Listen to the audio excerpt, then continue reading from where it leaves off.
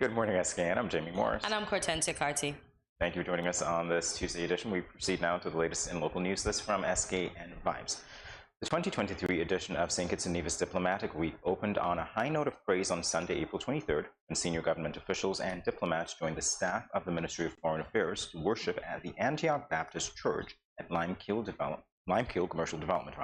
Senior Minister and Minister of Foreign Affairs, the Right Honorable Dr. Denzil Douglas, welcomed all and declared Diplomatic Week 2023 open. He noted that Diplomatic Week provides an avenue to help St. Kitts and Nevis transition into a sustainable island state. Dr. Douglas said, quote, "Diplomatic Week presents the opportunity for the government to interface with the partner countries in informing, of course, development pathways that the government of St. Kitts and Nevis intends to follow in order to achieve its specific goal of becoming a sustainable and enduring country. This, of course, has been happening every 3 years as we endeavor to fulfill the mandate to manage our relations with other countries. If you look at the flags that are adorned in front of this altar, you will see that we are engaged with the rest of the world." Quote. That's so nice. Our next story comes from SKN Vibes. The Department of Constituency Empowerment, over a 2-day training session, rolled out phase 2 of its operationalization stage, as it has now equipped its officers with uniforms and tools necessary to conduct their work in the field. This was held at the Solid Waste Management Corporation Conference Room from the 13th to the 14th of April 2023. Phase 2 also included presentations from 2 community volunteers who specialize in survey techniques and community assessments, like the Poverty Alleviation Assessment, the PAA, and the focus was primarily on best field practices and what to expect while undertaking such a rigorous task. Charlene Gums, constituency officer for Constituency 5, says so far the training has prepared her for the job ahead. Constituency officer for Constituency 4, Keyshawn Jones, says for him it is needed to help people that further inspired him to become an officer. And the preparation so far has been very adequate. And in other news from SKNIS, the 8th Organization of Eastern Caribbean States, OECS Council of Ministers, Human and Social Development, hosted by Antigua and Barbuda on April 18, 2023 at the Johnny St. Louis Finance and Conference Center, was successfully concluded with the adoption of key decisions. The high-level annual meeting was convened under the theme, Touching Lives Through Data-Driven Development, and was attended by Ministers for Social Development in the OECS region and development partners. The Honorable Samantha Marshall, Minister of Social Development, Antigua and Barbuda, chaired the one-day meeting. In her welcoming remarks at the opening ceremony, the Honorable Samantha Marshall stated, quote, "The annual meeting provides a platform for Ministers of Social Development across the OECS region to collectively reflect on issues in social development, share local strategies and innovations to address some of these challenges, and to collaborate in troubleshooting issues to develop joint approaches, policies, and practices to improve access to quality social services in the region." It is preceded by the Technical Advisory Committee, or TAC, meeting comprised of permanent secretaries of the OECS member states and development partners who discuss key issues and challenges at the technical level, end quote. Now for our weather forecast, it is already a bit humid outside, but it's mostly sunny with a high of 83 and a low of 74 degrees Fahrenheit. It is currently 78 degrees Fahrenheit. Take a look at your weather and stick and stay with us. We will return after this short break.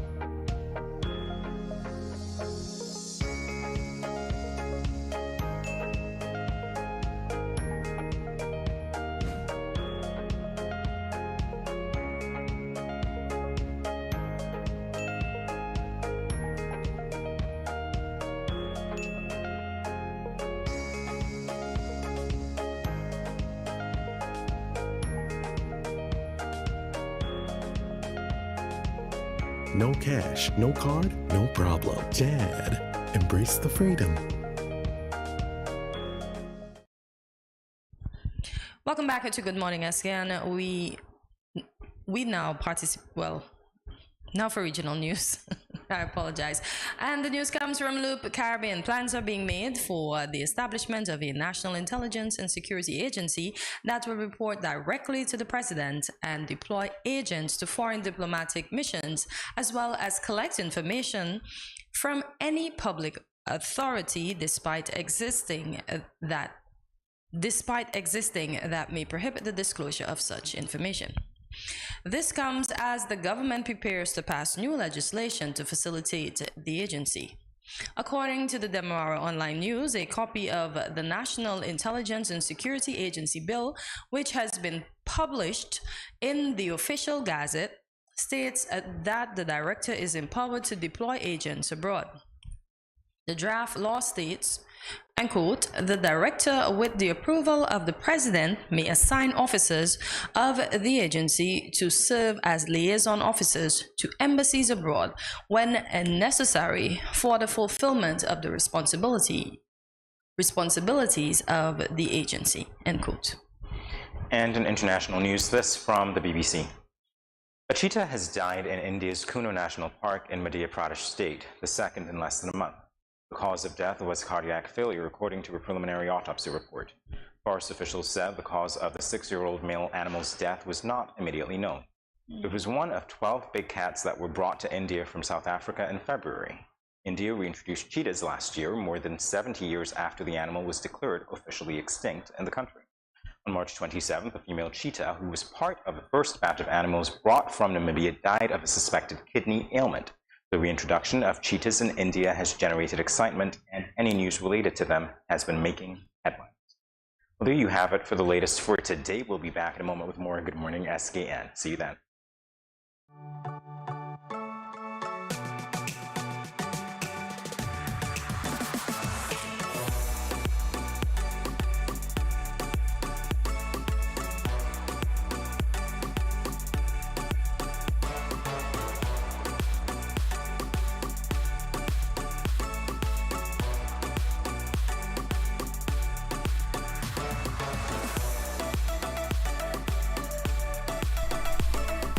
Yeah.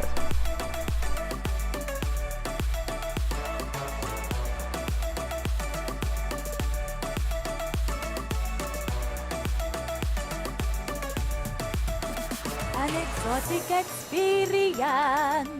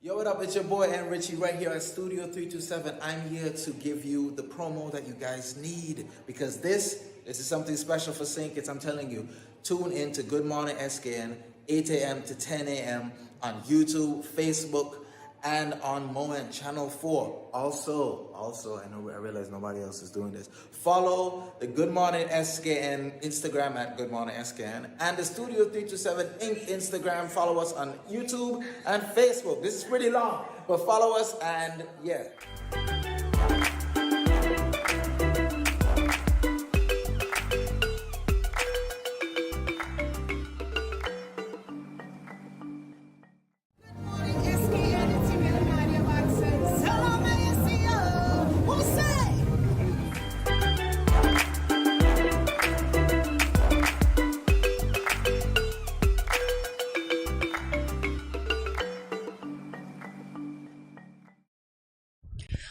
Welcome back to Good Morning SKN, and for those of you just joining us, welcome, and you are in time for this edition of Real Talk.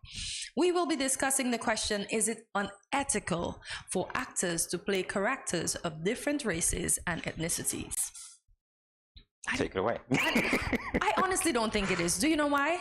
Because acting is being something that you are actually not. So I don't think it's bad. If the person can play the role and play it well, then I don't see a problem with it. Unless there are particular elements specific to race that have been identified as being part of that story, then the question is, how authentic would that portrayal be? But again, it's acting. Maybe the book is fictional too, but I guess they want it to be exactly as it should be. I don't know. I'm just thinking, like, what does this have to do with the price of cheese? It went up.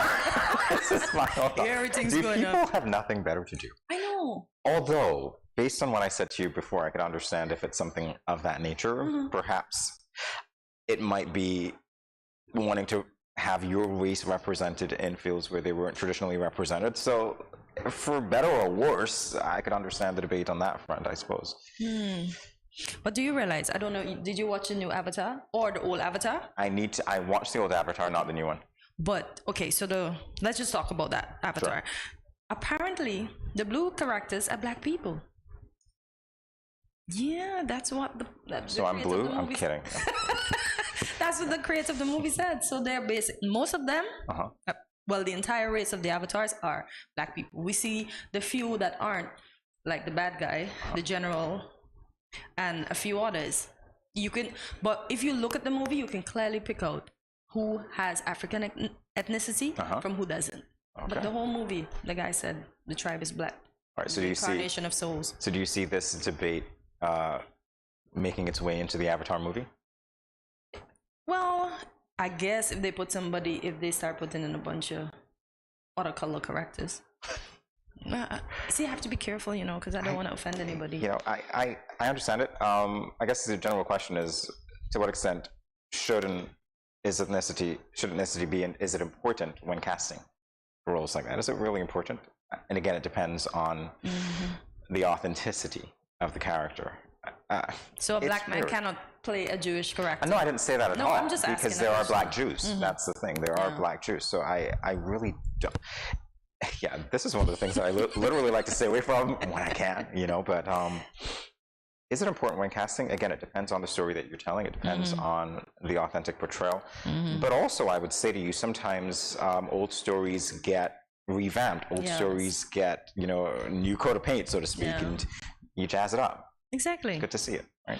But I guess some people are hard and fast. They want to stick to what they know, Because apparently Idris Elba is supposed to be the new Bond, and there's a lot of chatter around him not being the color of the Bonds from years back.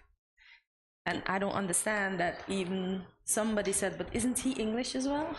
So I don't know. What is it they want? I thought he was South African. In any event. No, he's from England. He's from England. Okay, I don't know why I thought he was South African.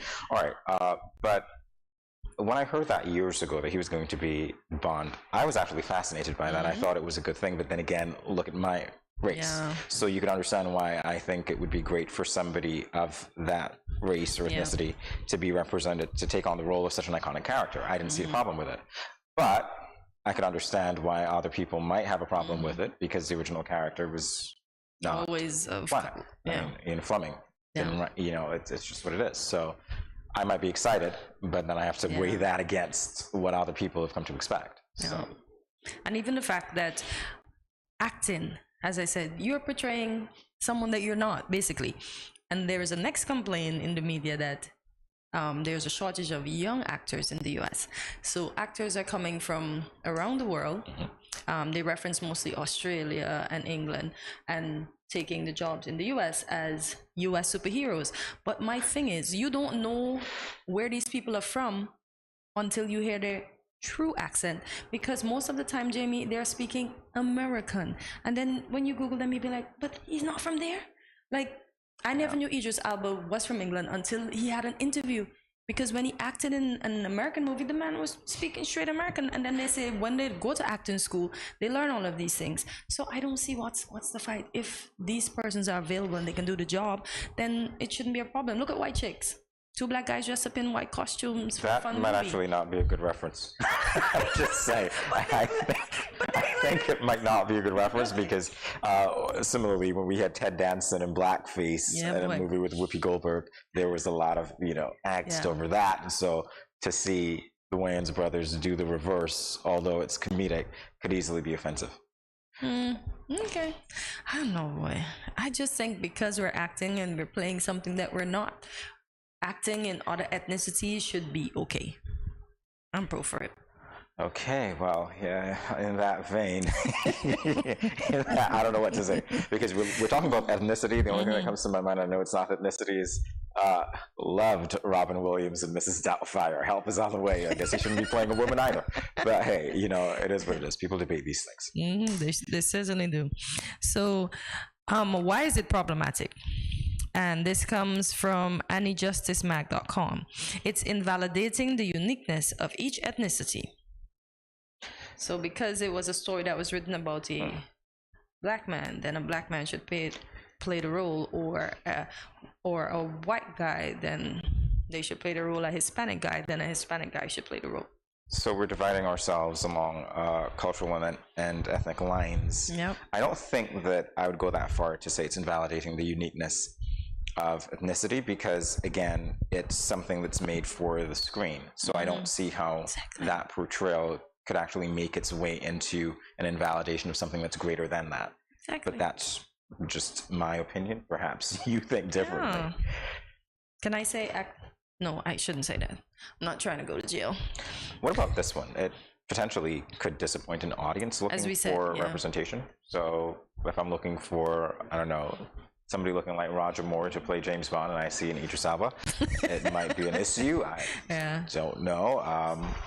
It's very weird to me, but again, I have to say, when we're talking about these things, I can't help but look at it from the perspective of a black man, thinking that there were a lot of roles that were made for and assigned to people of different races. Yes. And now that there seems to be an opening of the pool, so to speak, where everyone can be anything, then I think this is a great equalizing opportunity. It is. But at the same time, there has to be that discussion as to whether or not we are being true to the story as was originally told, and whether or not there is indeed an encroaching on other people's culture as to what they've come to expect on screen as representing them.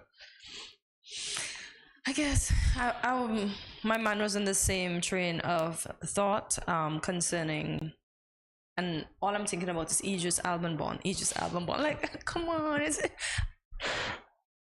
Us, we're jumping hip, we're up and down, we've made it, we're finally there. But no, that's not what we're accustomed to. Let's stick to what we know, and that's what they were hoping for. But all the other bonds changed, though. None of the bonds last. Well, none of them could have lasted.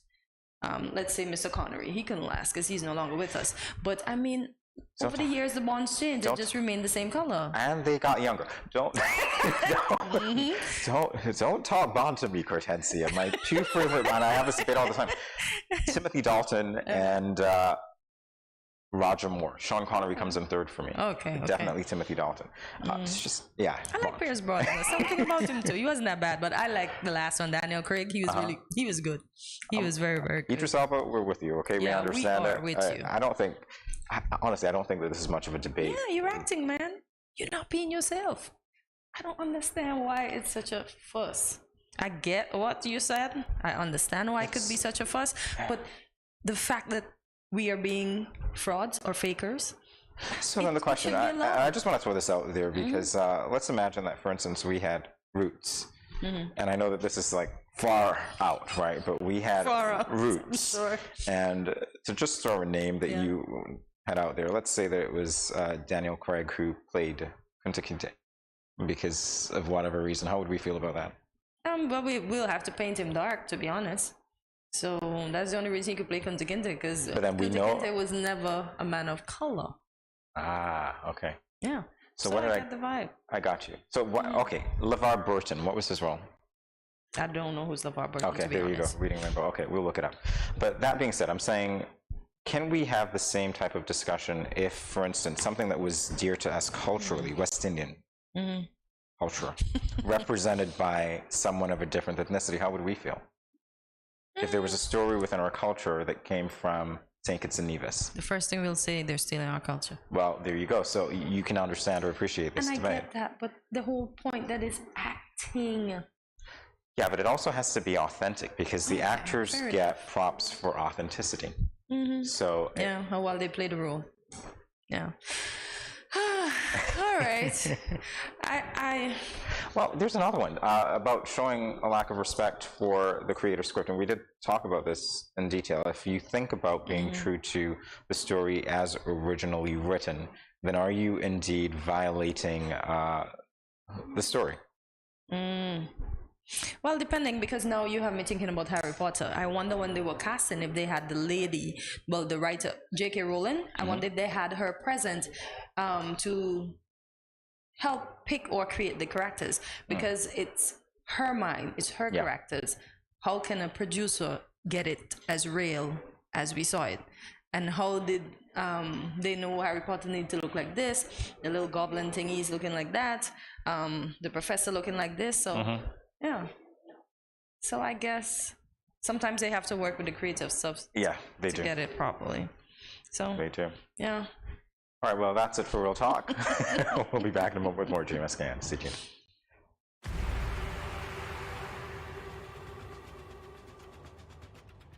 What will it take to grab the attention of someone with the power to make your dream come true?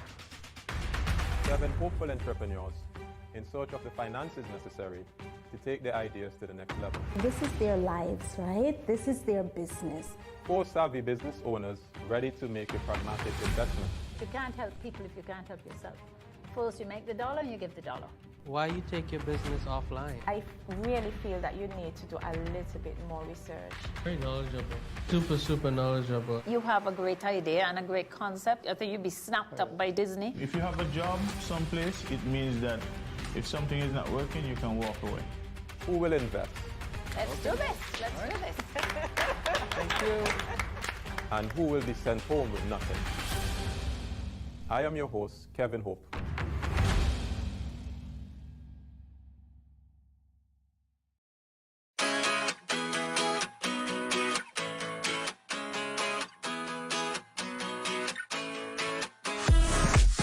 No cash, no card, no problem. Dad, embrace the freedom.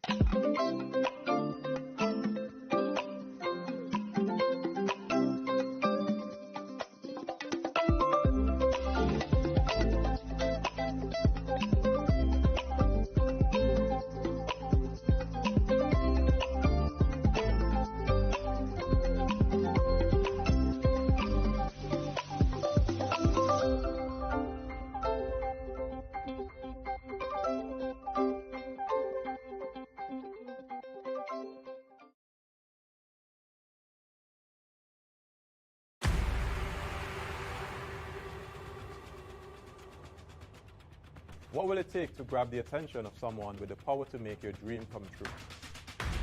7 hopeful entrepreneurs in search of the finances necessary to take their ideas to the next level. This is their lives, right? This is their business. 4 savvy business owners ready to make a pragmatic investment. You can't help people if you can't help yourself. First, you make the dollar and you give the dollar. Why you take your business offline? I really feel that you need to do a little bit more research. Very knowledgeable. Super knowledgeable. You have a great idea and a great concept. I think you'd be snapped up by Disney. If you have a job someplace, it means that if something is not working, you can walk away. Who will invest? Let's do this. Let's do this. Thank you. And who will be sent home with nothing? I am your host, Kevin Hope.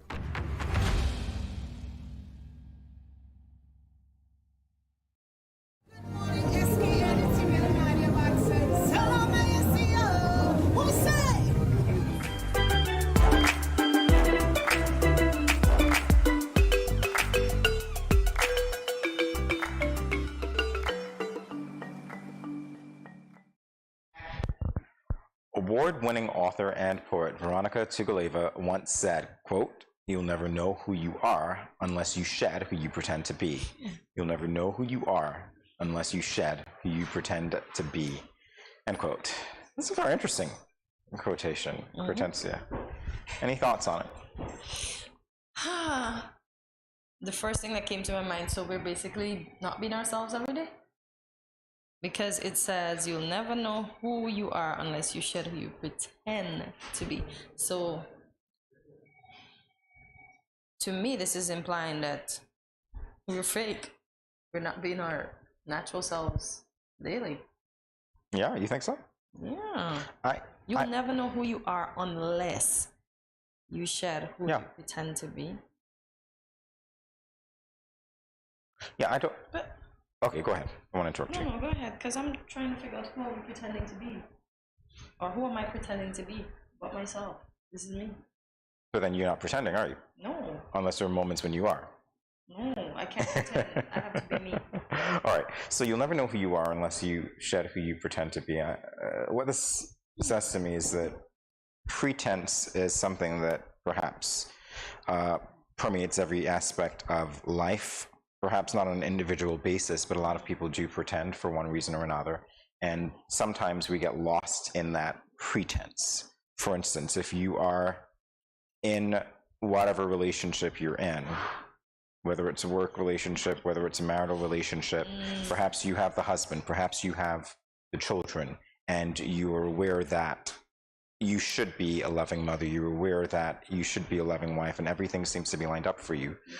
But in that is some unhappiness, and you're afraid to explore what your true desires are because you get caught up in the expectations of what life should be like. And so you're pretending that everything is okay when in fact everything is not, and denying yourself the opportunity to explore what your true desires are and therefore find your authentic self. So unless you shed who you pretend to be, you really wouldn't know who you are, because that pretense sets up a barrier that limits your true self from showing. I get that in the case of the mom and whatever, because you know sometimes moms just want to not be moms at some point.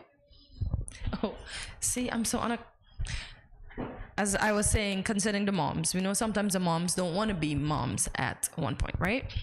So you are correct, because everybody say, "Oh, you're such a good mom, you're such," and you're thinking, you don't know how bad I really can't handle this. I'm trying my best because I need to put on a face, as we said, for our kids. And even you mentioned relationships. In the beginning, some of us do our utmost best. We don't want you to see us in our curlers. We don't want you to see us mess up. Every time you see us, as this guy say, our burger is on. So that means our face paint. So you don't know what we look like underneath all of that. And then when we get married, we hold on ourselves. I'm gonna use the colloquial term. So we were pretending all the time to lure you in, and now that you're in and we're comfortable, oh, I'm not doing that every day. I'm not able. I'm not this. I'm not that. But now the person can really see you for who you are. And that's just it. And so the question is, was your true self showing all the time? Clearly it's not, because again, and so not just for other people seeing who you are, but for you knowing who you are, which is the focus of the quotation. Again, it reads, "You'll never know who you are unless you shed who you pretend to be." Yeah. All right, so one of the things that I say here, and I say it all the time, authenticity is very important to me. And years ago I decided to live an authentic life, and it wasn't the easiest decision ever, but it was the most rewarding. Pretense is not something that I set out to do, and it is just what it is. I said it when you and I had this discussion about what we do here and what makes a good host or whatever, if you recall that. And I said, when I sit here every day, this is the authentic me showing. I'm not pretending to be anybody else. Why? Because I don't like pretense at all. I think it is phony, to use another synonym of it, it's fake. And realistically, if you want to get to know somebody, and if you want to build a relationship with somebody, if you want to find out who you are and really follow your own path, you don't want to be pretending to be, something that you're not, and then you get caught up in other people's expectations, because before you know it, they are accustomed to you pretending so much that if you start to let your true self show, it's like, wait, but no, that's not what I expect from you. This is who you are. And those pressures begin to show, right? No. Wow. You say something and I can't say it, but I'll tell you afterwards. It's just funny. I remember somebody pretending to have a career that they didn't have. Lots of people do that. And eventually it caught up to them. Why would you do that though? Clout. There's a politician in the U.S. who recently, he's a Republican, by the way, I forgot his name, he's a young guy, who apparently lied about his credentials, and the party was in an uproar over it because. That's the one that wants to run for presidential bid? That's that one? I don't even remember. He's a young guy. I think he's in his 30s or something like that. I forgot which state he's from. I remember that story. Yeah. Padding up his stuff. Yeah, exactly. Yeah. A lot of people do that. Wow. There ain't no padding here, okay? Just ain't no padding here. But it doesn't make sense because almost everything Jamie the truth always comes to the light. So it doesn't make any sense. Like, be your authentic self. People, it's either they accept you or they don't. Whatever it is. That's it. Yeah. So, understanding that you'll never fully know who you are, this knowledge is constantly evolving with every moment. New information about yourself is being unearthed. I can understand that because sometimes you think that you would have stuck along the path that you would have chosen, but you don't, because then you realize. Jamie says he never does. I evolve, so I'm aware of my evolution. I'm very aware of that. But some people, you're absolutely right. And funny enough, you said when you decided to evolve, it was hard. And I was listening to a motivational speaker yesterday. I think his name is Ronson. I can't remember his last name. And he was saying when you do something or when you decide to move on to your next phase of life and there's something in your stomach that make you feel, and you said it. What is it you said? Remind me. I don't even remember what I said. Okay, you basically said moving on. No, I didn't say that. I said when I decided to be my authentic self years ago, I knew it wasn't an easy decision. Yeah, and that's what he was saying. When you truly decide to become you, then it's not easy. Then you know that you would have made the right decision. Yeah, that's exactly what he said. There you go. All right. So again, if we're talking about this, understanding that you'll never know. You never fully know who you are. That's an alarming part because I guess we like to think that we can take comfort in knowing who we are. Yeah. Yet we have to learn to embrace the fact that we're changing, and so it's a constant process of knowing who we are and balancing other people's expectations of who we are while we're evolving. That's important as well. Let's talk about comparison. So we want to comparing the act of embracing who you are to shedding layers or versions of yourself. This is so interesting.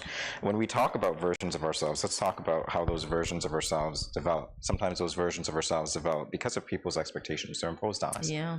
And so eventually we learn to play that part because we want to please people, and it's easier to please people than it is to please ourselves. No. Mistake number one. Don't do that. No. They always say people pleasing isn't good. So, indeed. Did you finish that one? Yeah. Okay, so agree or disagree. From an early age, we tend to adopt principles, ideas, beliefs, and even behaviors that don't intuitively tongue-tied align with us.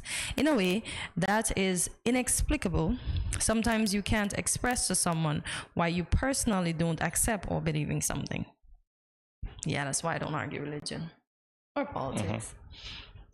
But you see, that's it, because, and again, to go over it, and this is what I was thinking as we were having this discussion, by the way, we have images of who we are imprinted upon us from an early age because we're shaped by our society, we're shaped by our household, we're shaped by our schooling, we're shaped by our experiences, and then we learn to be part of society in a way that is acceptable to the people around us.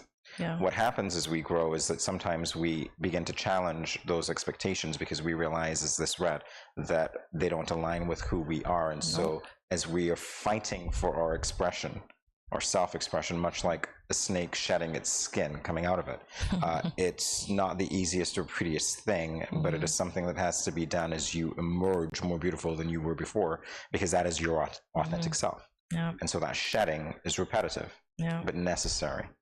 And sometimes people are so bogged down with the fact that people want them to be that. They do it and then eventually just walk away. I was looking at a show the other day, and this guy, Jamie, he's a whole surgeon that quit his whole good job like, and I don't mean that in a bad way, he's now an author. He said that wasn't fulfilling to him anymore. And the average person's going to look at him and be like, why are you doing that? And the same guy that I was listening to yesterday, he worked for IBM. And then he quit his IBM job and went to be a stand-up comic. And he said, oh my God, the reviews from people around him, some of his family members were just bad.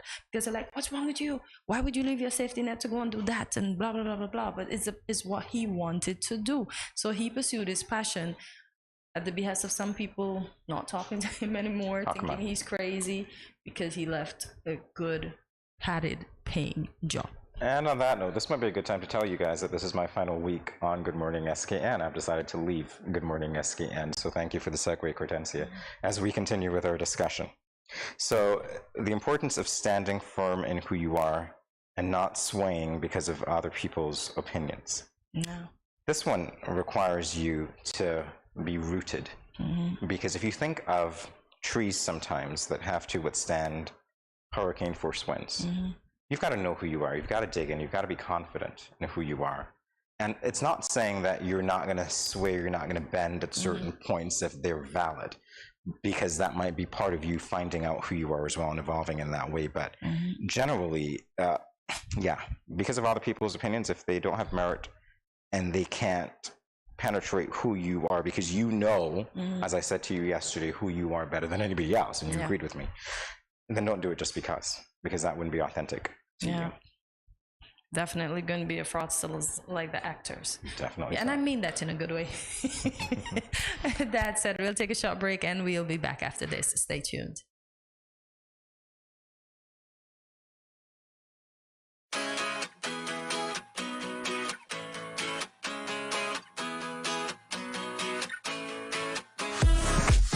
No cash, no card, no problem. Dad, embrace the freedom.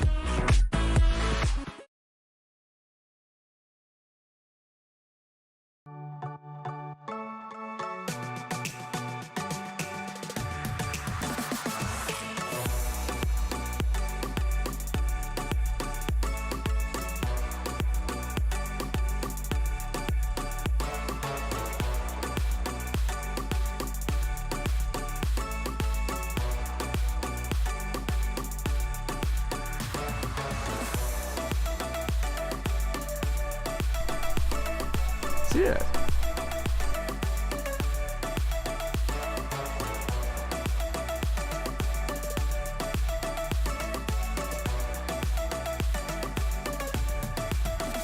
An exotic experience.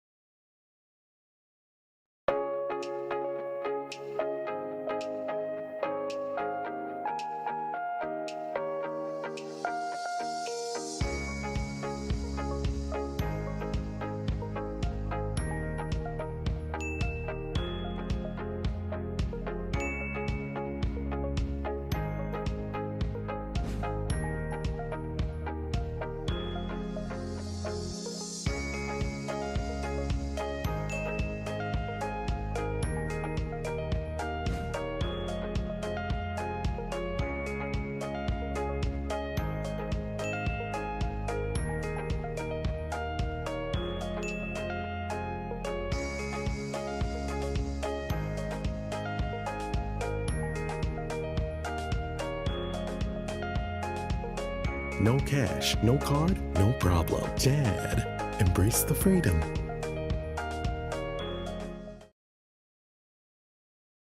Yo, this is your boy Smiley of the Grandmasters Band, and you're watching GMSKN. Hey, wherever you are, whatever you're doing, just make sure you're watching GMSKN.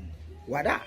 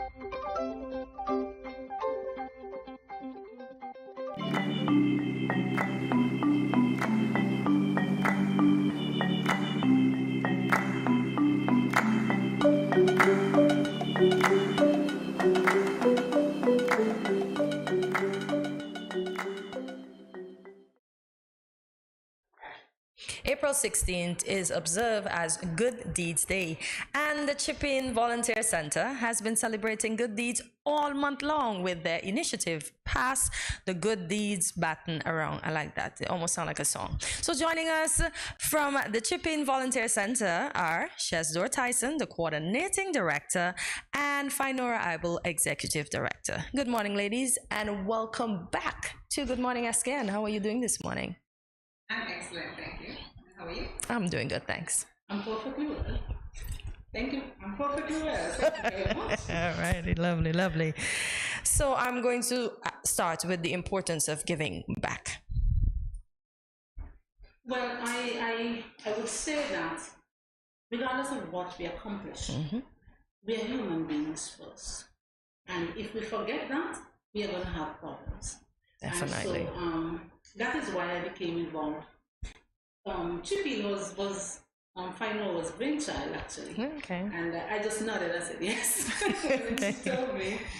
But it's always important to give back, because the funny thing is, it's circular. Yes. It's circular. You give it, and it comes back. Not in the same form most of the times, but it comes back when you need it most. Indeed. So that is why I'm involved as a volunteer. Okay, Finora? And at the end of the day, we're here to help each other. Indeed. So the persons out there who may not be in a position to have a meal, and we can always extend some helping hand. So I think that we're here to help each other. It's important that we pass the goodness around and just lend a helping hand and help each other. It's important. Well, that's exactly what I was going to ask you about, the significance of, again, this Pass the Good Deeds Baton Around. What does that mean as an initiative? Okay, so we are part of an organization, a regional organization called Caribbean Exchange Network. And every month we meet as a group to empower each other. So it's also a group that started to help organizations to execute Good Deeds Day. So every year they come up with a theme, and the St. Kitts came up with the theme, Pass the Goodness Around, and it was adopted by the entire Caribbean. Oh, nice. So St. Lucia is doing a similar initiative to St. Kitts, and you have other organizations like Trinidad, Haiti, and Dominica. They're all taking part in Good Deeds Day as well. They're not doing the month. The month was our idea, because we felt that we wanted to get as many people, as many organizations involved as possible. And so we decided to do the month of April rather than just a single day as the other islands would. And so we discussed it and we decided, why not? Let's give it a try and see what happens. And I must say that the support has been overwhelming. I was about to ask about the how has that been going so far? So Yes, yeah. we sent out letters, we sent out correspondence to organizations, to get involved, volunteer, do something. No, let me go back. Do you remember? Well, you're too young to remember. You guys are too young. But culturally, Kittitians, we are volunteer group, volunteer people. Okay. We grew up back in the 70s. Your grandmother or your neighbor, your mother would send you to do something for somebody, and everybody knew who your mother was. Oh boy! And what happened consequently? It sort of kept you in line. The village raised you. Yeah. So that's what it is all about, coming together as a community. And so we decided to do it for a month and see what happens. And we have about 16 organizations.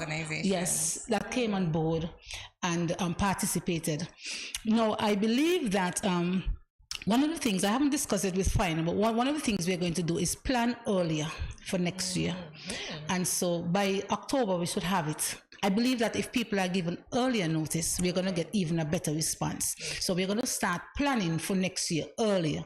And then I think that we're going to get an even more overwhelming response, right? But we've had very positive support so far. Can't complain at all. That's great. And they must highlight that the first to come on board was TDC. Yes. So yes. TDC's day is tomorrow.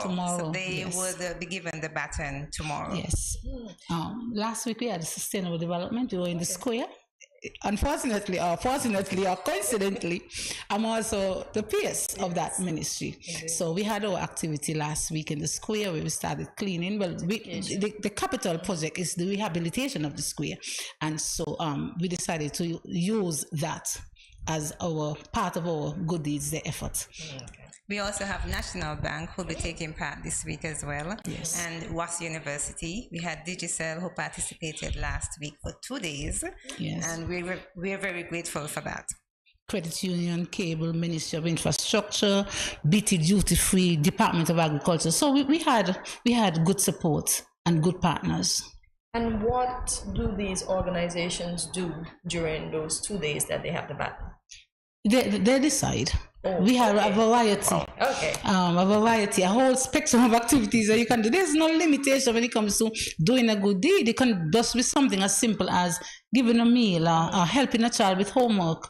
There's no criteria that you must do A, B, or C. You do what you're comfortable with. And they came up with some very creative ideas, actually. The mandate is for organizations to do good within their organizations or outside of their organization.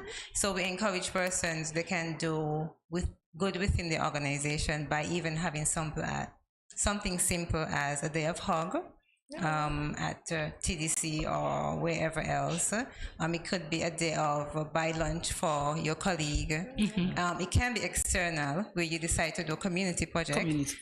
Do a cleanup. You can help a school. You can adopt a child who is in need at a school, and there's lots of other things that you can do. Yes. Anything that you think is good and would help other persons or community, then we encourage persons to do that. And as you would realize, the whole objective is to make a better society. Because when we have a better society, we have better organizations. And I was reading something recently where it said that statistically, wherever volunteerism is high in any community, you tend to have lower crime. You have better integration. So that is what we want to encourage. That's where we want to go back, because that's what we were before. Yes. The baton is in the form of a scroll. Is anything written on that scroll? Yes. Okay. Yes, it's doing this coming. The baton has on it, this organization is doing good today. Join in. Okay, good stuff. All right, I love that. I kind of feel like I need a good deeds year with time, I suppose. All right, so one of the things I heard you talk about in terms of volunteerism and community involvement, children seem to be at the heart of that. Have there been outreach programs with, say, Ministry of Education or specific schools, for instance, to get them involved? Very much so. Very much so. As a matter of fact, I worked at Sadler Secondary School for 7 years, and I started a free breakfast program there.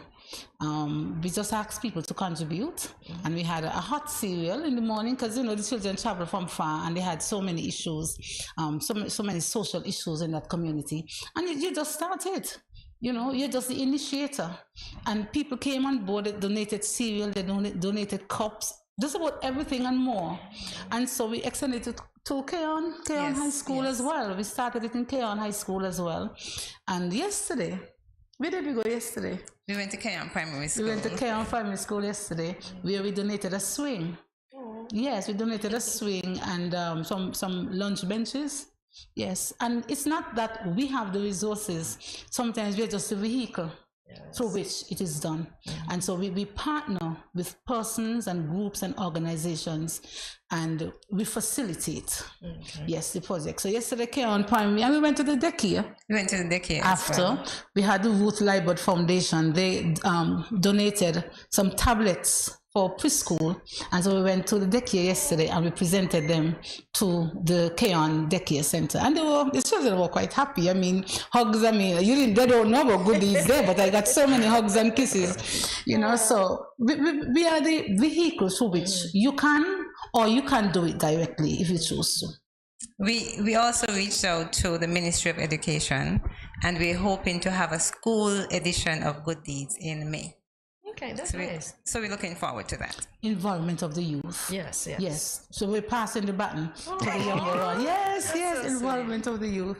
Okay. So Finora, in your hand, I see you have some T-shirts, and I see there's a lovely Good Deed sign. Can you tell us a bit about that? Yes. Okay, so just a background on Good Deeds Day. So Good Deeds Day was started by a lady in Israel. She is from the US. And she started it in 2007, I think. Okay. Her name is Shari Harrison. And the main goal, the main reason for her starting it was to encourage persons to make the world a better place. So currently, it has grown and is in 110 countries in the world.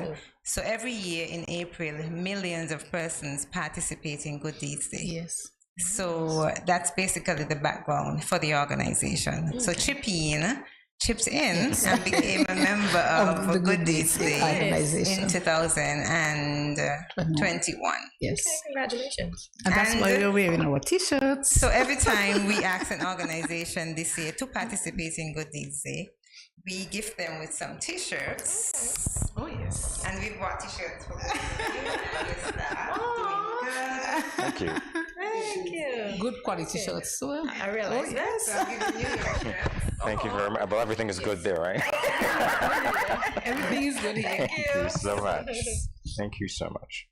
All right, so in terms of what people can do through Chipping, of course, your organization, they want to facilitate gifting, giving, volunteering.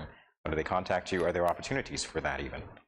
Yes, we have our contact information. Yes, they can call my number at 869-667-7575, or they can email me at info@chipping.org and let me know that they want to take part. They just tell me which day they would like to take part and what activity they would like to do, and we will see how we can help them also, and they just do their good deed. So the whole idea behind it is to encourage persons to do good, and we highlight the good they're doing to encourage others to do good.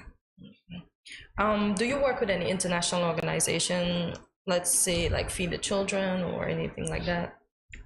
Well, so Good Deeds Day is international. We are also a part of an association called International Association of Volunteers.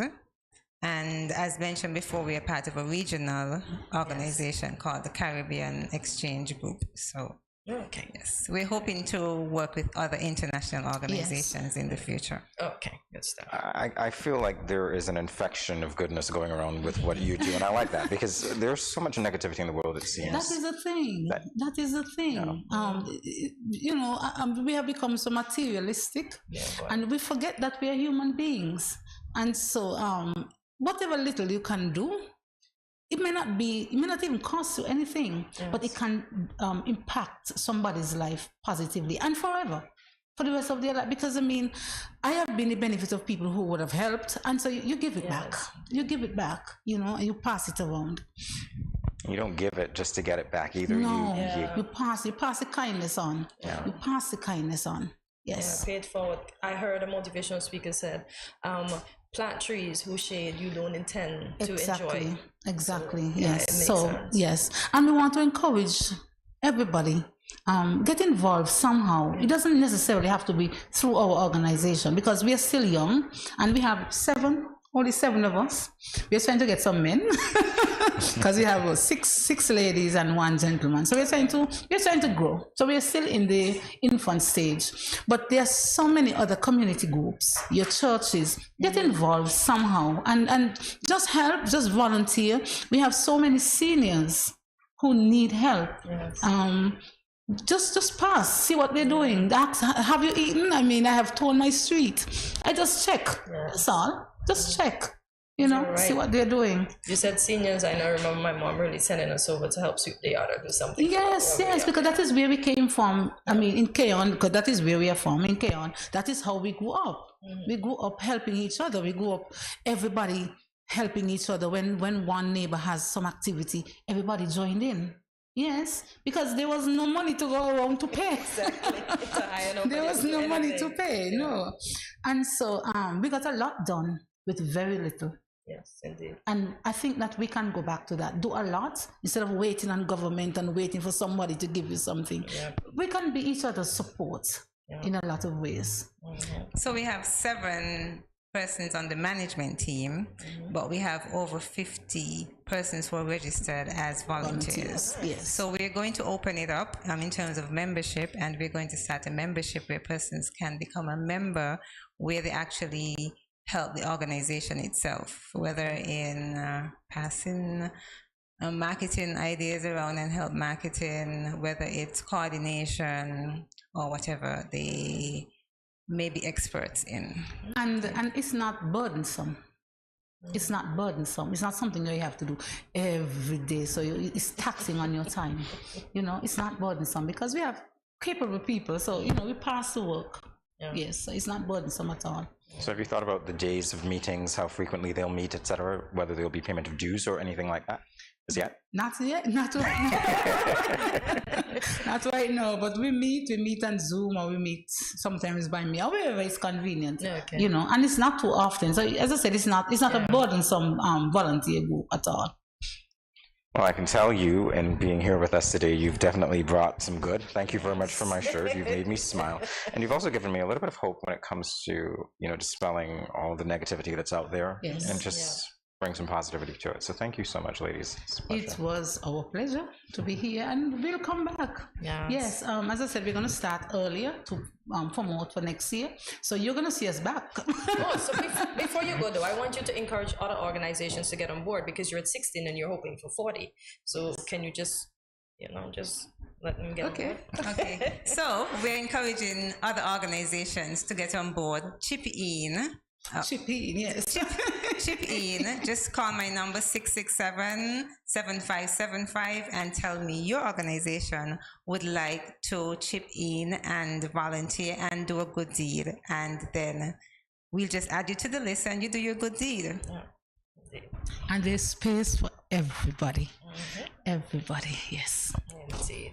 Well, ladies, thank you so much for coming and educating us, and continue to do the good deeds at Chippy. That's all we can do. That's all we can do. Thank you for having us as well. Our pleasure. Okay. Ladies and gentlemen, I'm Shezdor Tyson and Finor Abel of Chippy. Stay tuned. Much more after this short break. Thank you.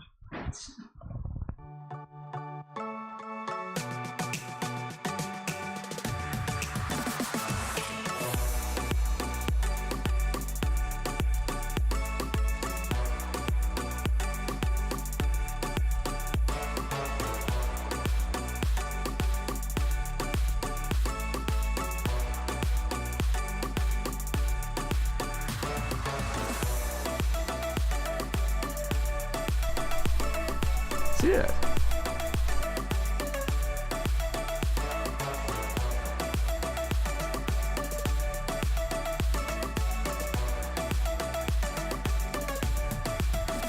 An exotic experience.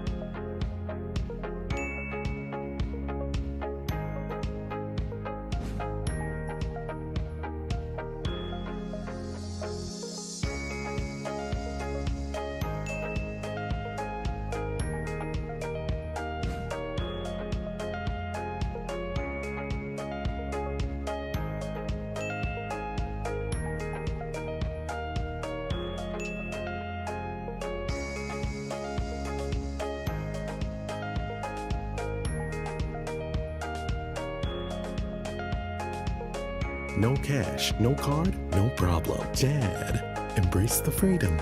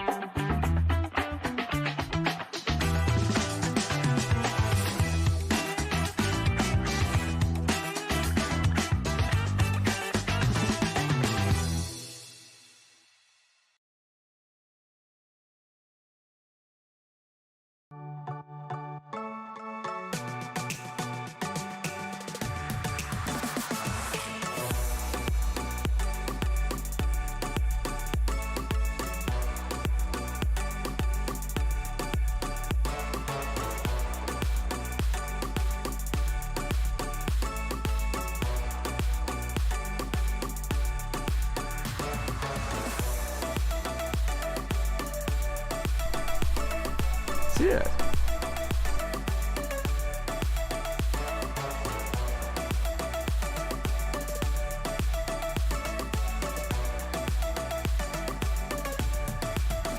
An exotic experience.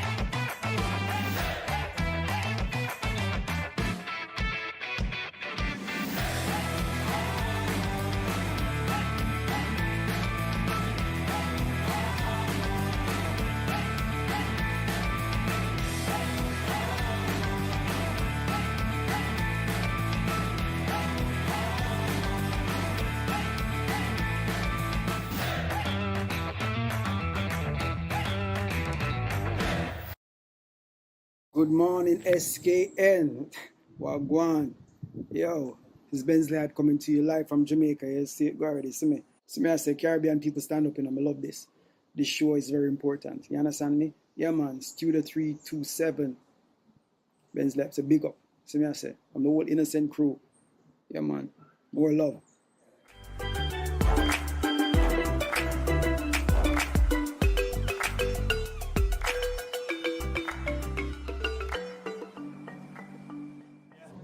SKN, this is lyrical. I just want to say blessings to you.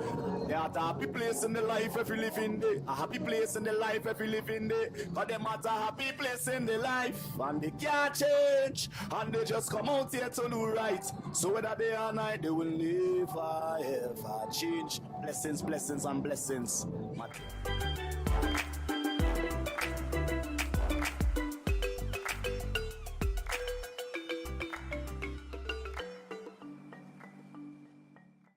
Yo, this is your boy Smiley of the Grandmasters Band and you're watching GMSKN. Hey, wherever you are, whatever you're doing, just make sure you're watching GMSKN. What up?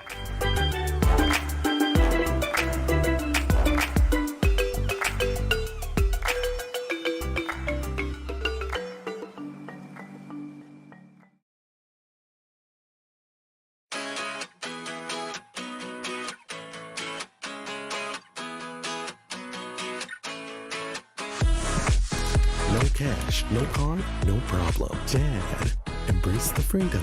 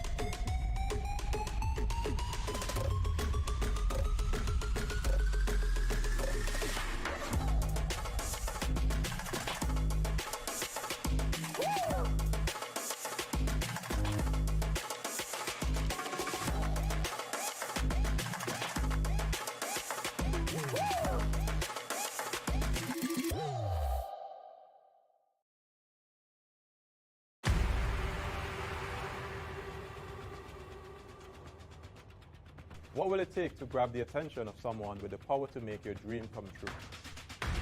7 hopeful entrepreneurs in search of the finances necessary to take their ideas to the next level. This is their lives, right? This is their business. 4 savvy business owners ready to make a pragmatic investment. You can't help people if you can't help yourself. First, you make the dollar and you give the dollar. Why you take your business offline? I really feel that you need to do a little bit more research. Very knowledgeable. Super knowledgeable. You have a great idea and a great concept. I think you'd be snapped up by Disney. If you have a job someplace, it means that if something is not working, you can walk away. Who will invest? Let's do this. Let's do this. Thank you. And who will be sent home with nothing? I am your host, Kevin Hope.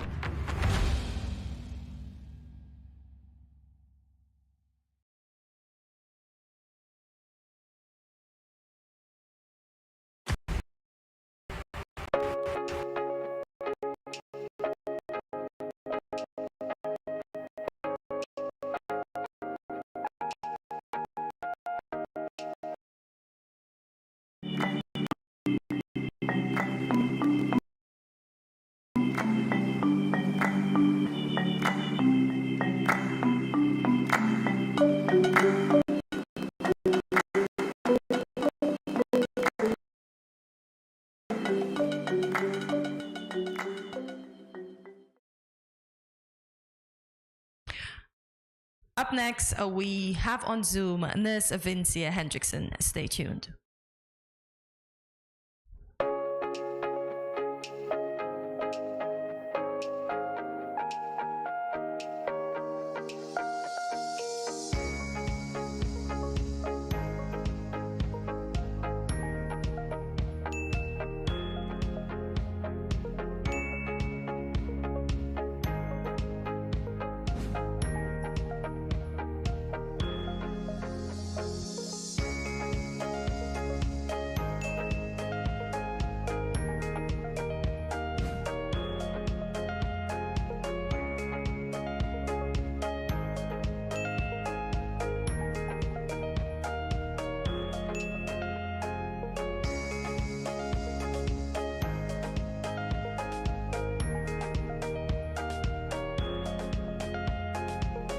No cash, no card, no problem. Dad, embrace the freedom.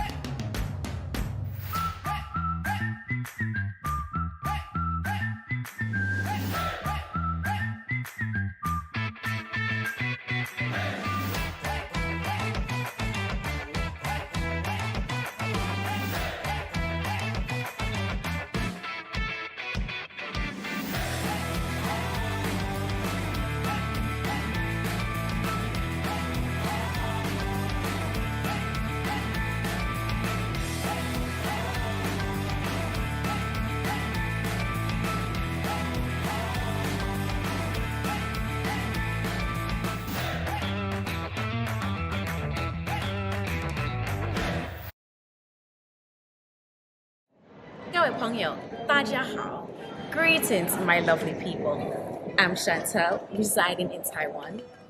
12 hours time difference. It's nighttime here, morning time in SK. I'm busy and on the go. However, I always manage to keep up to date with what's happening in SK. All thanks to Good Morning SKN. Good morning SKN. Ciao bango.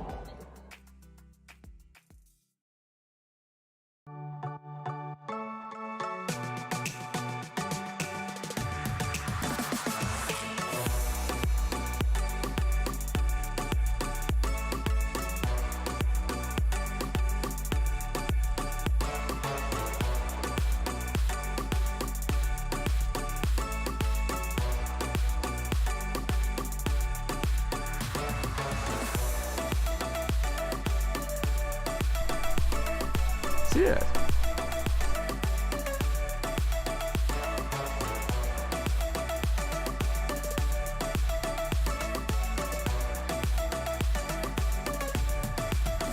An exotic experience.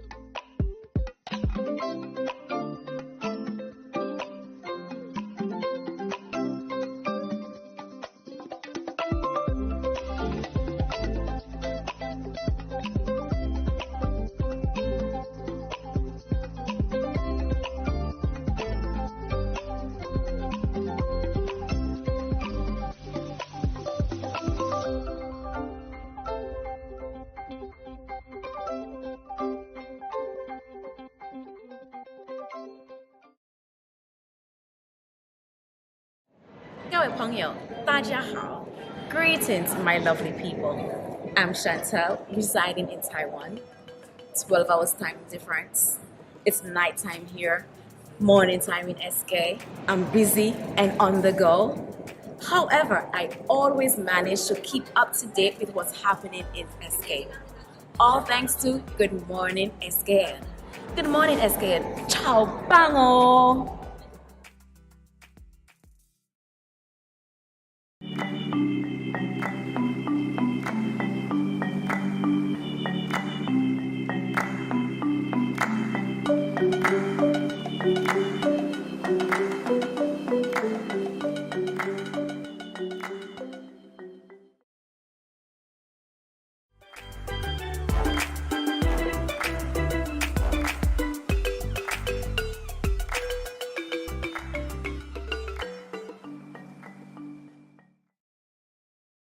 Welcome back to Good Morning SKN. We just spoke all about good deeds with Shez Stewart-Tyson and Fanora Ibo of the Chippewa Volunteer Center. And now Cortensia and I will be discussing the art of giving back as we loosen up. There's an art to giving back. There is definitely an art. There is? Really? Tell me about it. Yeah. I thought we just do it. No, but I listen to a lot of motivational stuff, right? And I think it's Jay Shetty. He said, we are born with a heart of Jesus. It's basically caring, something like that. But, so Jay, don't get me, I'm quoting you. Maybe I would have said it a little wrong. But we are educated for greed. We are? Educated for greed. For greed? Yeah. So we are born with a heart of contentment, we give back, we do whatever, but then we get educated. Sorry, we get educated for greed. I keep forgetting I don't have my pin on. Yeah. So doing something, and as I said too before, plant trees under whose shade you do not plan to enjoy. So empower people, share with people. If you never see them again, if they never recognize you, if they never do a good deed for you, then no problem. You invested in them, and you want them to go out and invest in others. They don't necessarily have to give back to you. Okay. Yep. All right. So in relation to the initial question, whether or not there's an art of giving back, I said just do it, so you know where I'm at with it. But apparently, there's more to it than that, including this first one, which is do something good for nothing. Expect nothing in return. Nothing. Do it just because you're genuinely doing it. Yeah. I've thought many times, and I've had this discussion with some of the people that are around me a lot concerning giving and whether or not it is okay to give something that you want to the point where you give it begrudgingly. And I question whether or not there is authenticity in that. The giving of the physical thing would be meaningful to someone, but I suppose the spirit in which it's given wouldn't be a good one. Yeah, because sometimes people give you stuff and you wonder how come it disappears so fast from you. And funny enough, growing up, I heard people say when persons or when people don't give you something with a good mind, it doesn't work out. Definitely so. Definitely so. So do something good and expect nothing in return. Nothing in return, and give it or do it with a good heart. And when you do something, everybody doesn't have to know. Just do it, keep your mouth zipped, and just be chilled. And kindness is contagious. Because even amongst kids, if a kid see us doing certain things, they'll want to emulate us and maybe even join in. Like if they see you feeding less fortunate persons, they might say, I want to go out and help. Their minds are impressionable. So I would say for adults with kids around, make a good impression. Because everything that children learn, they learn from the ground up. Definitely true.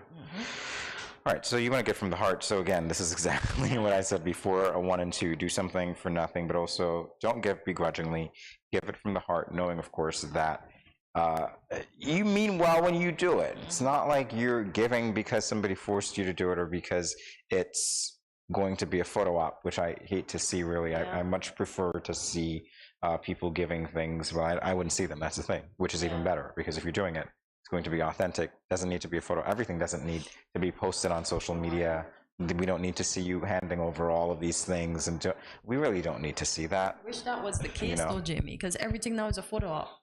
You're giving a bunch of clothing or food or a check to some organizations. What happened before when those things were happening and we didn't have all these phones and all these things? We didn't know, right? Unless it was placed on the news. But we didn't know all of these things happen. But the fact that we have all this technology available at our fingertips, we're taking advantage of it to the point of, are we really doing it for the good, or are we just doing it for the props? And that's the question. Now, I do believe that more of it goes on outside of that media than, or those media rather, than not, right? So I believe that I might see one photo or whatever, but I do believe that there are people who actually are giving in secretive ways, for lack of a better term. So I think that's a whole lot better. All right. Again, the art of giving back. Be generous to ourselves. Yeah. Because sometimes we aren't kind to ourselves. We look out for everybody else. I'm going to use a mom as an example. She is going to spend her last on her child that needs a shoe, and her shoe has already fallen apart. She might prefer to walk barefoot than her child to go barefoot. But think of it this way, the child's shoes isn't as bad as yours. So you get yours, you work quickly, and then you get your child's shoes. So sometimes we give away everything to our own detriment. We give away, and it doesn't serve us. So we have to look out for us so that we can be generous and kind to others. Because if we are not feeling our best on the inside, how will we share kindness? If we don't look our best, because sometimes you go, how you can give me stuff and you look like that? So we have to look out for ourselves. Yes, there are pros and cons to that. I've seen both, so I can tell you again, it's not entirely disadvantageous, either approach. That being said, however, when we think of the impact good deeds have on the givers and the receivers, if I were to focus on the recipient of the good deed, there has to be the sense of humility and trust to accept something that somebody gives to you without feeling exploited by the gift itself or the experience of being on the receiving end of that, right? So as much as there is an art to giving, I think that there is an art to receiving, and I think that the way that the recipient rather, accepts the gift is also informed by the way in which the gift is given. So do we, when we're giving, make people feel as though they're beneath us and they need a handout? Or do we enable them through that feeling of empowerment?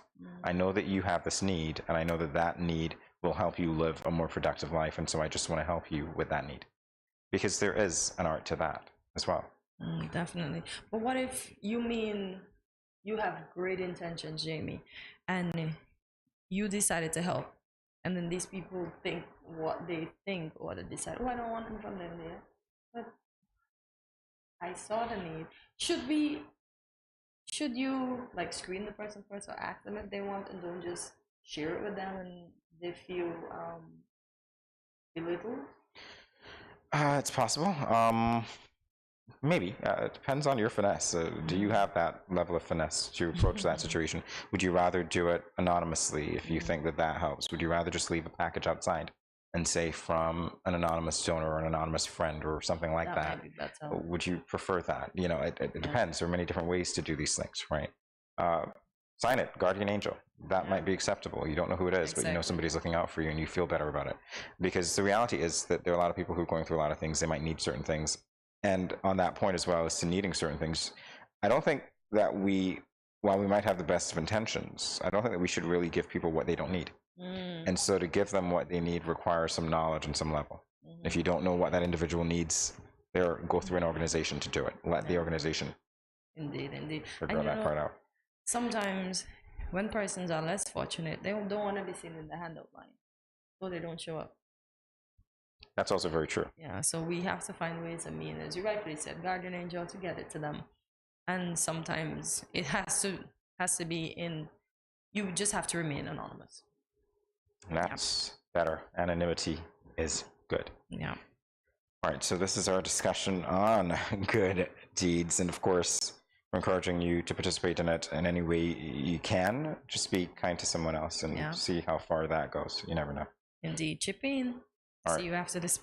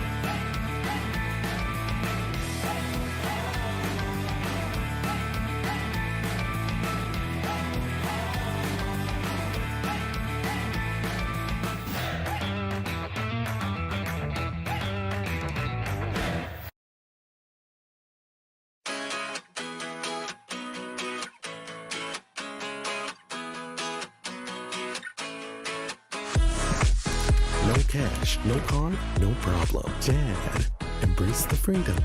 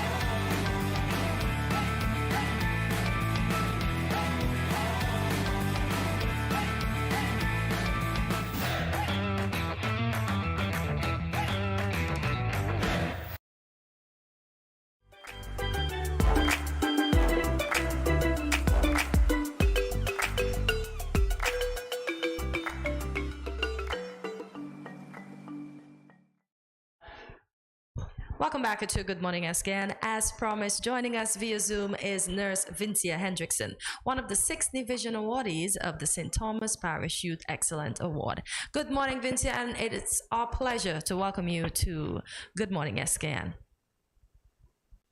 Good morning. Alrighty, so you were nominated. Do you know, are you aware of who would have nominated you for such a prestigious award?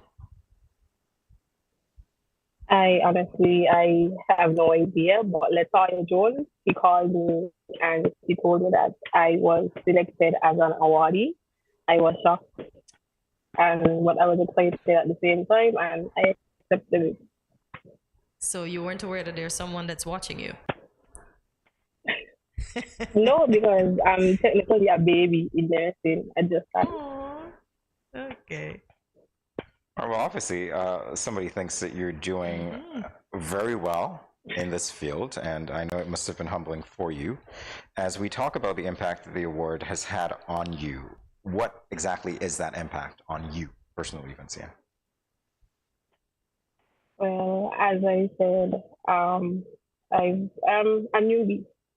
I'm been working for now a year, and to be recognized for nursing is very humbling. It's shocking because I just started. Like my toes are just in the water. I haven't experienced much, but the little bit I've experienced, I've been grateful. It highlights me as a young person in nursing because most young persons run from it. And so I feel like by accepting this award, it shows other young persons that she is young and she's in nursing, so I can be too. Yes, indeed, it sure does. So, what do you think this award is going to do for your resume going forward? Well, it's gonna be very impressive because it was, you just started and you just got this award, so why you? So where does your passion come from? Because you did say that there seems to be a lot of young people heading in different directions, and your own experience suggests that you had that opportunity as well, but you stayed with nursing. Where did the passion for nursing come from, Vincia? Well, I am from Cotton Ground, and in my village, I have two nurses in my village. I have Visha Stapleton and I have Jessica Scarborough. So growing up, I would see them in their white uniform, their white shoes, and they look very beaming. And I said, I want to do that as well because I always wanted to care for persons. I knew I would have done something in the medical field.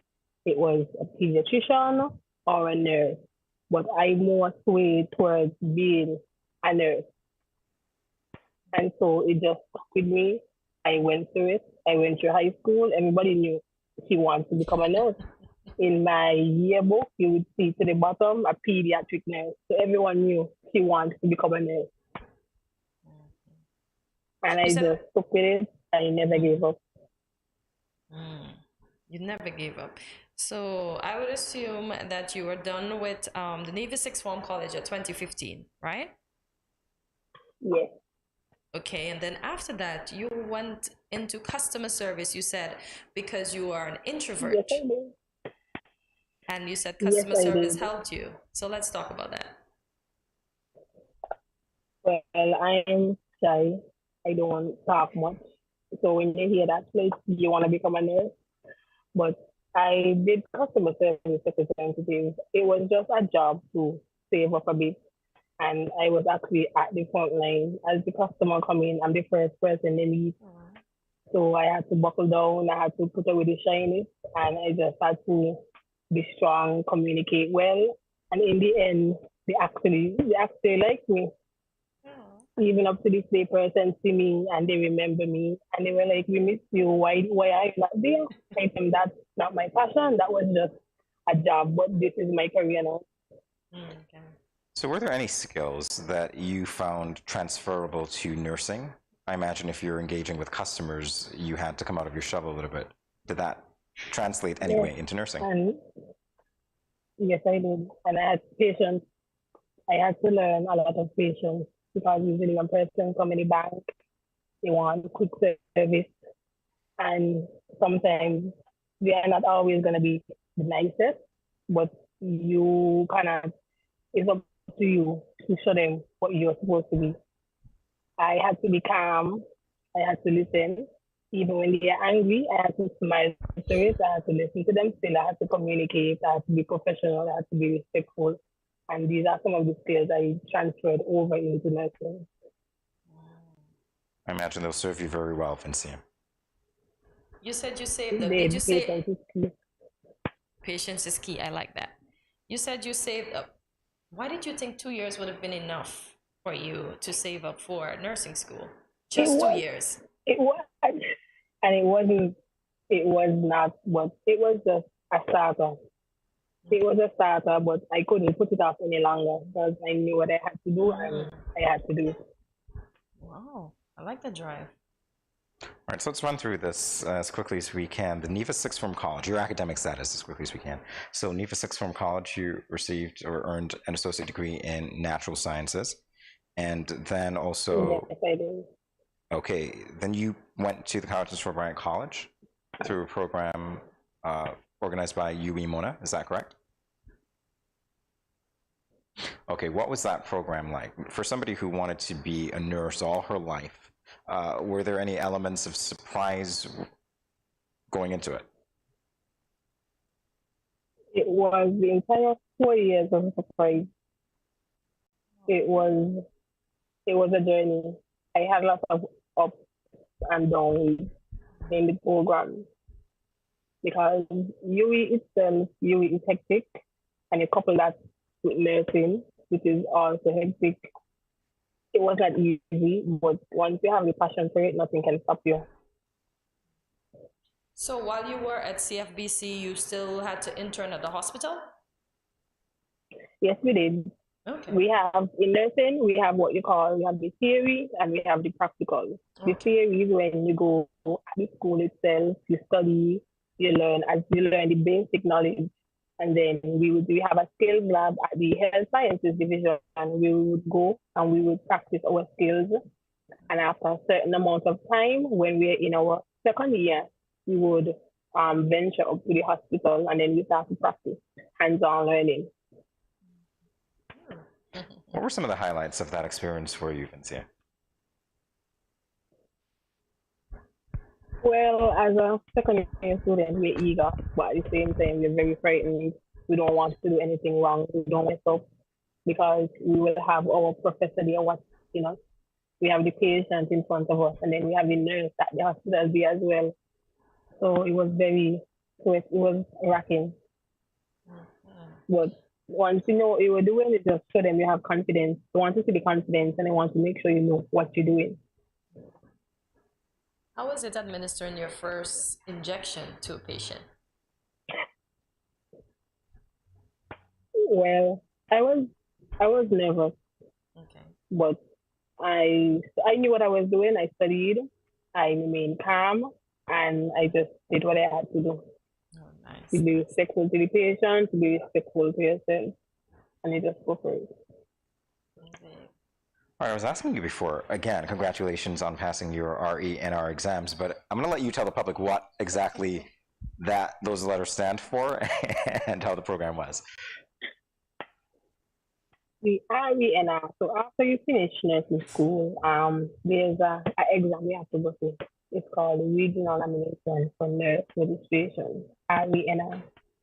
And you have to pass this exam in order to become a licensed nurse, in order to legally practice. This program is usually gruesome, but I had my tutor was Jason Bowen of Barbados, and I had to study every day. Every day, my head was hurting. I wanted to cry, but I had to do it. This was the last lecture for me. I finished nursing school, and so I had to. It wasn't like it's on a baby. I had to pass this exam. And you did. I did. I did, and I was happy. I cried. Tears of joy. Well, hard work. Congratulations again. So you passed this exam in January. Did you have to apply for work, or were you just placed when you began in February? Well, we did have to apply. Okay. Our matron, the matron would have known already, but formally we would have had to apply, and then we started working the 14th February the next month. Oh, look at the Valentine gift.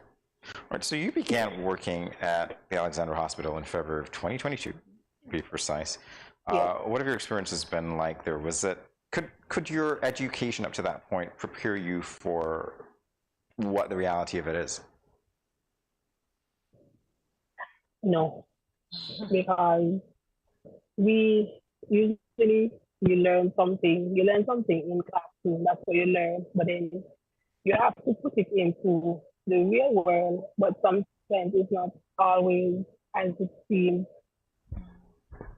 Because now you may have dealt with a couple patients on the ward while you were at school. Now you have multiple patients on the ward to deal with, and you're the nurse, you're the one who has to be in charge of them.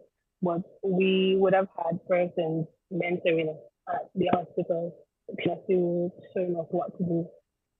And I tried not to be laid back. I try to take in as much as I can. I try to display confidence, like I know what I was doing. Like I just finished school. Let me show them what I learned. Let me show them what I can do. What I can. Let me try to listen and gain as much knowledge and experience from the older ones. They will serve you well, those skills. I love that picture, by the way, in your uniform as a nurse. It's a very beautiful picture. So let's talk about your experiences. You're welcome. During your first year at the Alexandra Hospital. So we can talk about your wins and your challenges at the same time. My experiences. I had my ups and downs. Because let me start with the challenges. Usually, when you finish with school, when you transition into the workplace, we would still be wearing the our clinical uniform that we were wearing before, but it's just that we would have to wear a red belt. The red belt because she decides that she's a nurse now. But in terms of patients, the patients want the nurse in the white to take care of them. So when they see us now, they see us as still being a student. They don't gravitate towards you as yet. But it wasn't that difficult because I did everything I could with the best of my ability. And I want to believe that some patients, they saw that and they understood, even though I still had on my clinical uniform with my red belt. They knew that she knew what she was doing. She might be new, but she knew what she was doing. I was able to go to the different wards, pediatric ward, surgical ward, medical ward, outpatient, couple times, and I went theater, and I had fun. I was eager to learn. I was eager to try new things. I didn't want to be laid back. I wanted to be out in front, learn as much as I can, do as much as I can, so that they know that, well, okay, he's really passionate, he knows what he's doing, and he's eager to learn more. There's definitely a lot of drive. Yes, go ahead, please. Say that again? No, I was saying there's definitely a lot of drive that I sense, and you were speaking about this. Yeah, what made it more happy for me is when a patient comes in at their lowest and you take care of that patient, you try to care for them as much as possible, bring them back to their optimal health, and you're walking down the street and they remember you. That made sense to me. It's a reward. Definitely so. Definitely a reward. As we talk about rewards or things that you look forward to, because I know that that is definitely one of those things. Outside on the street, you're getting commended for your work, even receiving this award. Let's talk about your future career goals. You intend to pursue a degree in midwifery? Is that so? Yes. In our federation, it's a must. You have to do midwifery. But since I started working, I started getting a passion for community nursing, public health. So doing this midwifery program is another step for me meeting this goal as a public health nurse in the near future. So is the public health nurse the one that can practice when she's not at work? She can go out on her own? Is that assumption correct? Well, if they're in the community. Okay. So instead of working at the hospital, they're in the community center. Oh, okay. Got you. And your favorite quote, by the way? We're getting a little more personal now, just to set this up for you, Vincia. But there is a quote that you have, and I will read it now. He who would accomplish little needs sacrifice little. And he who would achieve much must sacrifice much. He who would attain highly must sacrifice little, by James Allen. What does this mean to you? I had to sacrifice a lot to get where I wanted to be, because I'm from music and I have a daughter. So I had to leave her immediately with my parents, and I had to go to St. Kitts for 4 years in order to achieve this goal. There's times I wanted to cry, I wanted to go back home, but I had to just continue. With the end goal in mind, of course. And Yes, like that was, to me, that was like, that's the but that's the finishing line. So in order for me to pass the finishing line, I have to go through all of these obstacles. But it was worth it. It was. Indeed. Did you use your daughter at any point as motivation to continue that push, although you know this is the career that you wanted? All the time. I said I'm doing it for me, but I'm also doing it for her to better your life. There's times I wanted to stop, but no, I've been through too much and I've already reached this far, so it just makes sense to continue. Because you know, at the end, the reward is gonna be great. Good stuff. Definitely so. And again, you've already been receiving, an award. You've been recognized for your work so early on that I can only imagine as you continue, there'll be more accolades to come. And just the service that you give to the public, I think that is its own reward, I would suspect. All right. So what would you say when you started? You did say that this seems to be a field that not a lot of young people are, going towards. And at the time, I neglected to ask you why that is. So I'd like to get your insight on that, and I'd like to give you an opportunity as well to encourage other young people, if they're interested in pursuing a career in nursing, to do so. Actually, a couple of months, there was a workshop at the Vigilant Secondary School. It's to I'd like career fair, and I went as a nurse to try to encourage persons who would want to do nursing, but out of like maybe 20 of them that came to our booth, maybe only 2 were actually interested in nursing itself. So I was like, wow. Like, as much as we try to encourage, a majority of them were not interested. But I would just like to encourage persons that nursing is a good field. We have the older nurses, but I think it's time for young nurses to step up as well. If you want to have a passion for caring for persons, I would suggest go for nursing. If you want to see a change in the health system, you go for nursing and you try to join our nursing fraternity. You will never be out of a job. Like when COVID, other places had to close down, the hospital was still there, nurses still had to go to work, still had to take care of patients, put themselves at risk, but it was worth it. For me, I like to tell persons that the best reward is when a person comes in at the lowest. You take care of them, you bring them back to health. That in itself is a reward, because you can say yourself, I was a part in taking care of that patient, and look at them now, it's a great feeling. You can do a lot in nursing. It's not just working at the hospital. You can work at the community. You deal with children, you deal with older persons, you deal with mothers and their babies. You deliver a child, you see the child as a baby. Later on in life, you see that child grow up into a beautiful, young, handsome adult later in life. And all of those just create a lot of memories. You mentioned wanting to be a pediatrician earlier.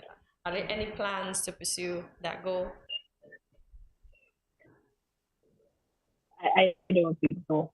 Right now, I see myself as becoming a public health nurse. Okay, all right. Vincent, we want to thank you for taking the time to be with us today and sharing your journey that it's just beginning, really. So again, your trajectory is going to be great, and I know that. Thank you for the work that you do and the work that you will do. We do appreciate it. And congratulations on receiving the award, and be flashy on May 4th, because I know the event hasn't come as yet, right? No, it hasn't. Alrighty. So you will send us a picture of you all dressed up and cute, right? I will. Alrighty, Vincent, thank you so much. And congratulations again. It was indeed our pleasure having you on today. And thank you for encouraging the youth to become nurses. You're welcome. It was my honor. Indeed, our pleasure indeed as well. More Good Morning SKN in a bit. Stay tuned.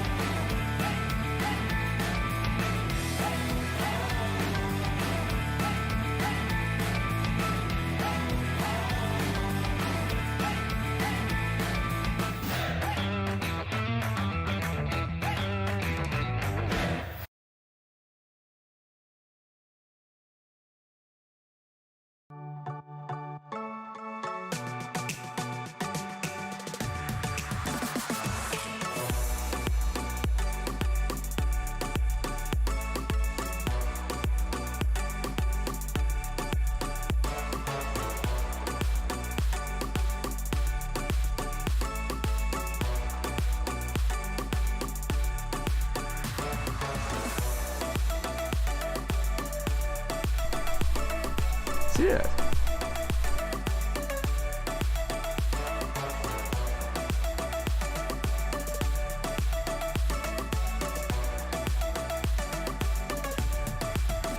An exotic experience.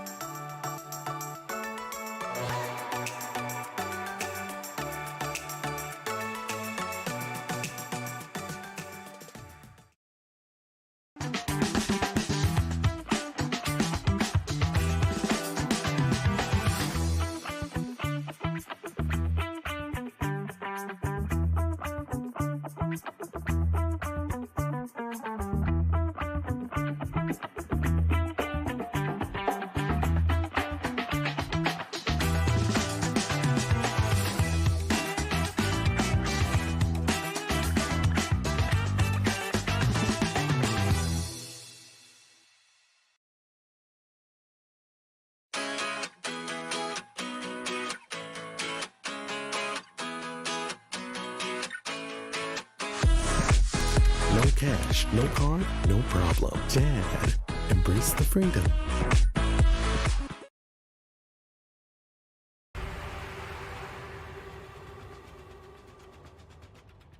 What will it take to grab the attention of someone with the power to make your dream come true? 7 hopeful entrepreneurs in search of the finances necessary to take their ideas to the next level. This is their lives, right? This is their business. 4 savvy business owners ready to make a pragmatic investment. You can't help people if you can't help yourself. First, you make the dollar and you give the dollar.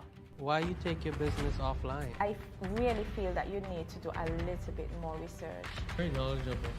Super knowledgeable. You have a great idea and a great concept. I think you'd be snapped up by Disney. If you have a job someplace, it means that if something is not working, you can walk away. Who will invest? Let's do this. Let's do this. Thank you.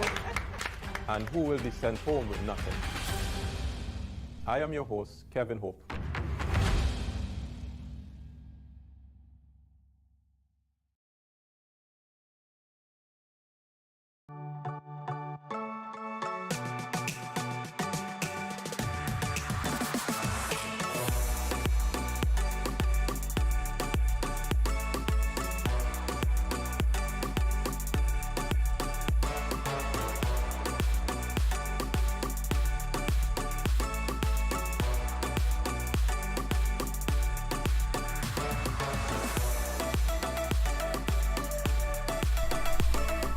Cheers.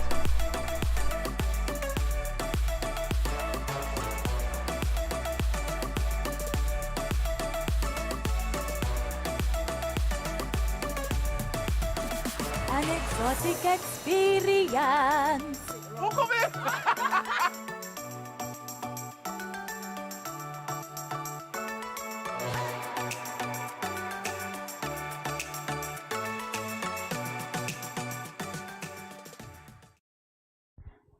Welcome back to Good Morning SKN. It is time to let you know what's happening. So here's what's up. The Ministry of Agriculture, Fisheries, Marine Resources, and Cooperatives, St. Kitts, invites everyone to come out to their 2023 edition of the Agriculture Open Day. This year's event will return with an extravagant display of the agriculture and fisheries sector on Thursday, April 27th, and Friday, April 28th from 9 a.m. to 10 p.m. That's 9 a.m. to 10 p.m. daily under the theme, Achieving Food Security Through Sustainable Development and Innovation. It all goes down at the Royal Bastille Valley National Park that's next to the National Heroes Park. There will be fresh produce, agro-processed goods, local meats, fresh fish, seafood, and so much more. So let's try that again. Fresh fish, seafood, and so much more on sale. So there will also be much more to do than buying goods. You can also participate in a watermelon eating contest, horseback riding, and participate in lots of games. Entertainment will be provided by New Vibes International, Hellfire Sounds, EK Real Right Entertainment, and a Caillou Suite. You don't want to miss it. That's what they say, so please don't miss it. Go out to the Royal Bastille Valley National Park, from 9 a.m. to 10 p.m. daily on, again, here it is, Thursday, April 27th and Friday, April 28th. Admission is free for uniformed children, and other children pay $3, and adults, you pay only $5. And if this wasn't encouragement enough for you to go out, I don't know what would be. Anyway, the Agriculture Open Day, here is some other encouragement. From me, go out. I like that part from you, Go. So the Private Educators Association will be facilitating a kids farmers market on Thursday, the 27th April at the Agriculture Open Day. You must go and support the kids. They're starting early. Remember, kids are impressionable. So go and support them and make them feel valued and recognized. So they will be offering the best organic harvest from local children. You see, local children farmers. So take this opportunity to support the next generation of farmers. Yes, please go and support them by buying a variety of products. That will be available, including plants, sweet treats, produce, juice, and so much more. And next up, the Wings of Love Preschool is hosting its annual sports day on Saturday, May 27th at the Newtown Playing Field at 1:30 p.m. All right. Competing are the Green Gators and the Blue Bobcats. So children under the age of 12, enter for $3 and adults enter for $5. There you go. That's what's happening. Indeed. So now is the time that we've completed what's happening. Sound like Mickey Mouse going, now it's time to say goodbye to all Yeah. the company. It's actually time to say goodbye. So here we go. We're going to be doing that. But before we do, we want to thank you for joining us today for another edition of Good Morning SKN. We invite you to tune in daily to find a little bit of everything for everyone. Lofty goal, I know, when we get to everyone with your help. So you can help us by getting your friends and family members to watch us. Remember to follow us on our social media platforms, including Facebook, YouTube, and Instagram at Studio327 Inc. And we're also on Instagram, the page created specifically for this show, Good Morning SKN, at Good Morning SKN. That's where you find us. So like, subscribe, follow, and share, and be sure to check out our website at www.studio327inc.com to learn more about GMSKN and Studio 327. And also you can find content by using the hashtag GMSKN. Good Morning SKN, GMSKN. Yeah. And leave us a comment and let us know what was your favorite part of today's Tuesday show. And remember, if you can't have a good day, don't go messing up nobody else's, according to Tabitha Brown. And this is the part where I say see you tomorrow. Yes, Whiskemas Wednesday at 8 a.m. when you wake up bright and early and start your morning with us right here at Good Morning SKN. Thank you for watching. Have a great day, guys, and goodbye.